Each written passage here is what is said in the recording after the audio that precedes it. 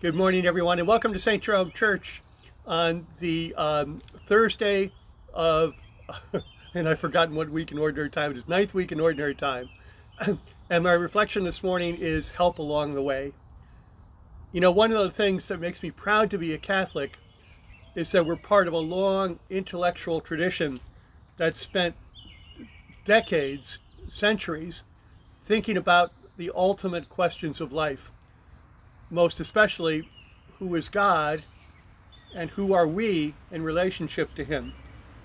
And that tradition gets passed on from generation to generation. And if a person is serious about their faith, they're constantly striving to grow in understanding. And remember, faith has got three parts to it. You've got the intellectual part, what we believe. We've got the trusting part, which is knowing God and trusting Him no matter what. And the third part is acting on that faith. Well, anyway, along the way, theologians have helped me on my journey. I'm proud to be a Catholic because I'm part of this tradition that helps me to understand, and I can't always trust my own thinking, and when it finds resonance with others who are known for their theological depth and wisdom, then it gives me great comfort. And among my heroes are the Jesuit Karl Rahner in the 20th century, the Protestant Paul Tillich in the 20th century, and in Scripture, Walter Brueggemann, a Protestant in the 20th century, and Raymond Brown, a Catholic Scripture scholar, priest, a Sulpician priest. And each of them gives me confidence in trying to understand who I am and who God is. But today I want to just say a few words about Karl Rahner. Karl Rahner was a Jesuit who had troubles with the Vatican prior to Vatican II, but ended up being a theologian expert for the Council and who had a great influence on Catholic understanding. And Karl Rahner has always touched me deeply because he is a theologian who's able to connect who God is to our human experience. And I got thinking of him because of the first part of today's gospel, which is from the Gospel of Mark. So let me read it to you. One of the scribes came to Jesus and asked him, "Which is the first of all the commandments?" Jesus replied, "The first is this: Hear, O Israel, the Lord our God is Lord alone. You shall love the Lord your God with all your heart, with all your soul, and with all your mind, and with all your strength. The second is this: you shall love your neighbor as yourself." The reason that passage got me thinking about Karl Rahner is because he helped me to a major breakthrough in my understanding of God and human.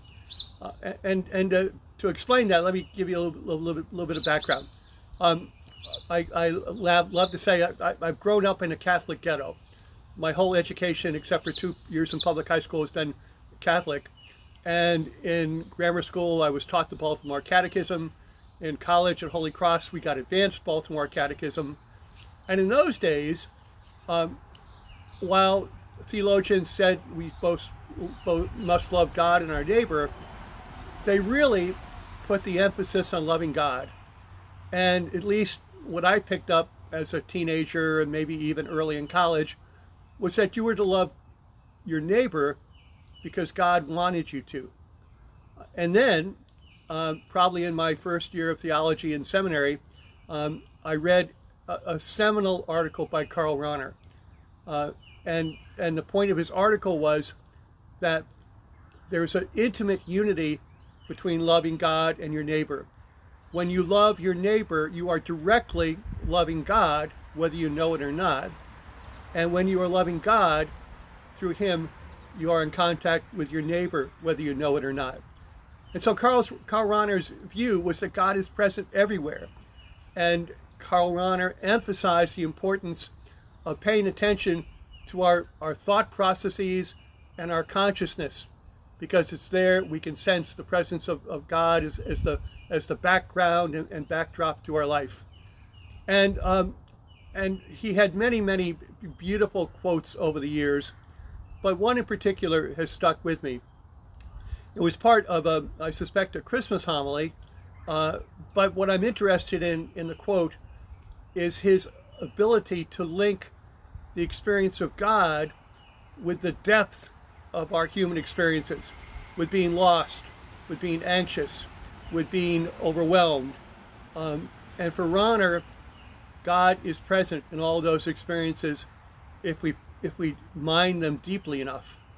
And part of the goal of the spiritual life is to mind life deeply, both inside yourself and in the world around you. So let me finish by the quote from Karl Rahner.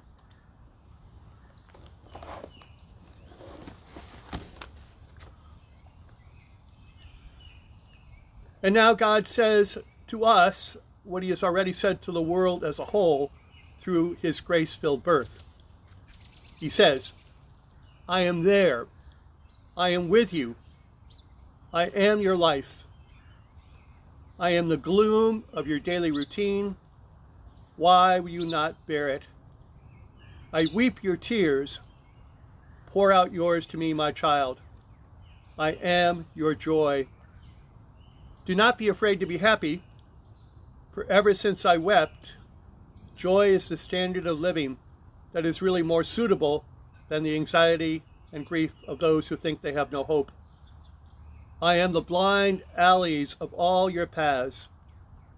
For when you no longer know how to go any further, then you have reached me, foolish child, though you are not aware of it. I am in your anxiety, for I have shared it by suffering it. And in doing so, I wasn't even heroic according to the wisdom of the world. I am in the prison of your finiteness, for my love has made me your prisoner.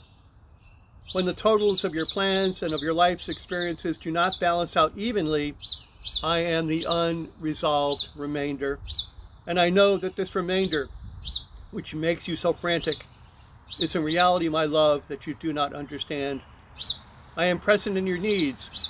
I have suffered them, and now they are transformed but not obliterated from my heart. This reality, incomprehensible wonder of my almighty love, I have sheltered safely in the cold stable of your world. I am there. I no longer go away from this world. Even if you do not see me now, I am there. Wonderful words, words of hope, and let's reflect upon them this day. God bless you, and one day soon we'll see you in church.